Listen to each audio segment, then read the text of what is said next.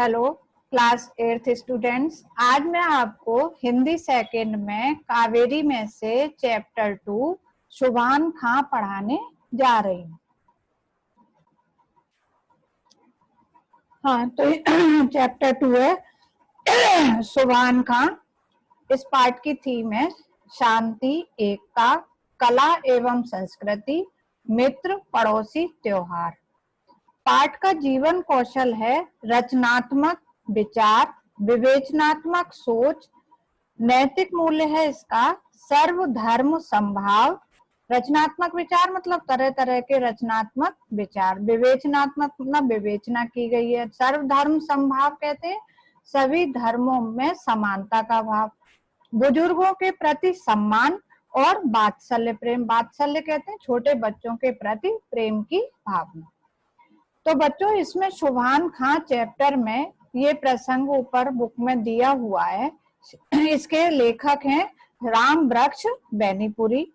श्री राम वृक्ष बैनीपुरी द्वारा लिखित ये कहानी एक मुस्लिम कारीगर के इर्द गिर्द घूमती है। इर्द गिर्द से मतलब है चारों तरफ। एक मुस्लिम कारीगर के ऊपर ये कहानी जो है वो बनी हुई है। एक साधारण से कारीगर की ऊंची सोच और कहानी का धर्मनिरपेक्ष परिवेश। परिवेश कहते हैं वातावरण को, और धर्मनिरपेक्ष माने कि किसी भी धर्म के प्रति लगाव ना होना, सभी धर्मों का आदर करना। वर्तमान युग में विभिन्न धर्मों के बीच की दूरी को कम करने में एक महत्वपूर्ण भूमिका निभाता है। बैनीपुरी जी की ये कहानी धर्मनिरपेक्षता की ओर उठा एक सकारात्मक कदम है। कि मतलब इसके द्वारा जो है वो हमें ये संदेश मिलता है कि हमें सभी धर्मों का आदर करना चाहिए। कोई भी धर्म छोटा या बड़ा नहीं है। राम वृक्ष बैनीपुरी जो है वो लेखक ने एक जो मुस्लिम कारीगर है उनसे तरह तरह के क्वेश्चन वो पूछा करते थे, उनके धर्म के बारे में और उनकी कलाकृति के बारे में और सारी। तो इसमें जो शुभान खां हैं जो मुस्लिम कारीगर हैं, उन्हीं के ऊपर ये कहानी केंद्रित है और उन्हीं के चारों तरफ घूमती रहती है। सारी चीज जो है वो उन मुस्लिम कारीगर। अब मैं आपको पाठ का सारांश बता देती हूँ।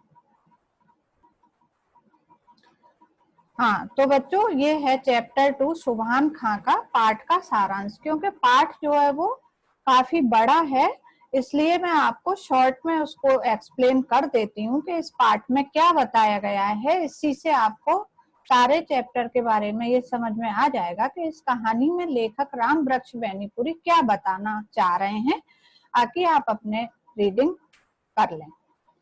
तो सबसे पहले शुभान खां सबसे मेल जोल रखने वाले एक धर्मनिरपेक्ष व्यक्ति थे। मतलब सभी धर्मों का आदर करते थे और सभी धर्मों का सम्मान करते थे और सभी से मेल जोल रखते थे, चाहे वो हिंदू हो या मुस्लिम हो या कोई भी अन्य।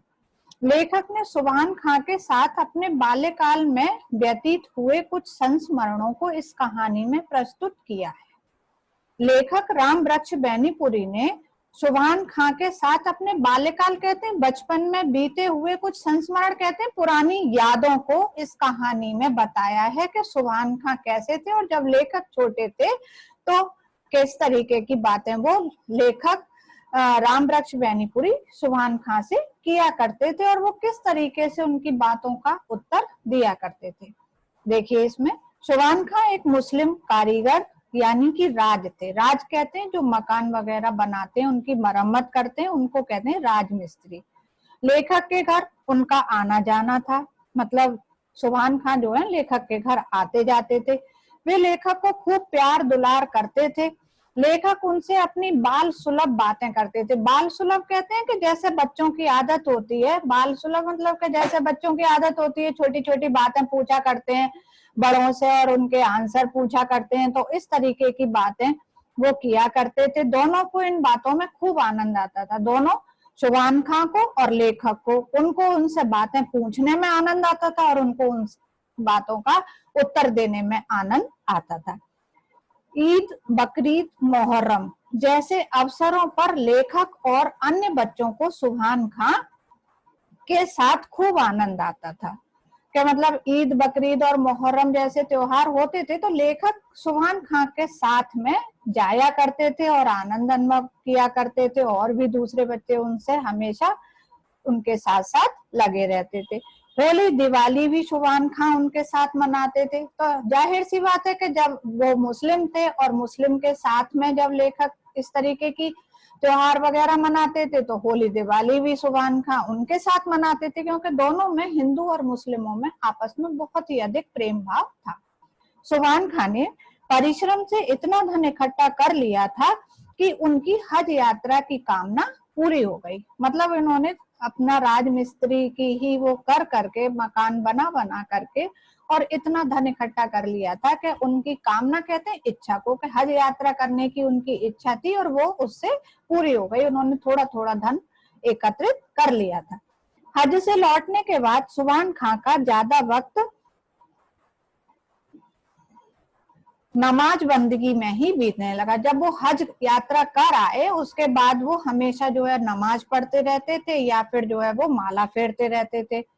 सुभान खां की ईमानदारी और दयानतदारी के कारण बड़े बड़े झगड़ों की पंचायत में हिंदू मुस्लिम उन्हें पंच मुकर्रर करते थे। कहने का मतलब ये है कि सुभान खां इतने ईमानदार व्यक्ति थे और इतने मतलब उनमें समझदारी थी कि वो बड़े बड़े झगड़ों को निपटाने के लिए पंचायत जब बैठती थी, क्योंकि पहले जो है वो गांव में पंचायत और पंच जो है वो फैसला किया करते थे। जो छोटे छोटे झगड़े हुआ करते थे उसमें पंच होते थे और वो पंचायत बैठती थी, उसमें 5 पंच होते थे, वो झगड़ों का निपटारा किया करते थे। तो उन पंचों में जो है वो और सुभान खां को याद किया जाता। पंच मुकर्रर मतलब पंच का स्थान उनको दिया जाता था।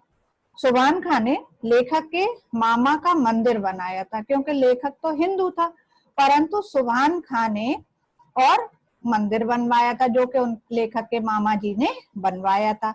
अब उनकी इच्छा मस्जिद बनाने की थी, परंतु सुभान खां की इच्छा अब अपनी मस्जिद बनाने की थी। उनकी ये कामना भी पूरी हुई और उन्होंने गांव में एक छोटी सी सुंदर मस्जिद बनाई। उनकी भी इच्छा ये पूरी हो गई और उन्होंने भी एक छोटी सी मस्जिद बनवाई। जिस दिन मस्जिद बनकर तैयार हुई, सुभान खां ने हिंदू मुसलमान सभी को न्योता दिया। जब उसका उद्घाटन का समय आया मस्जिद का, तो सुभान खां ने हिंदू और मुसलमान सभी को उसमें आने के लिए न्योता दिया। सभी का खूब सत्कार किया। लोग अभी तक उस मस्जिद के उद्घाटन के दिन सुभान खां की मेहमानदारी को नहीं भूले। कहने का मतलब ये है कि लेखक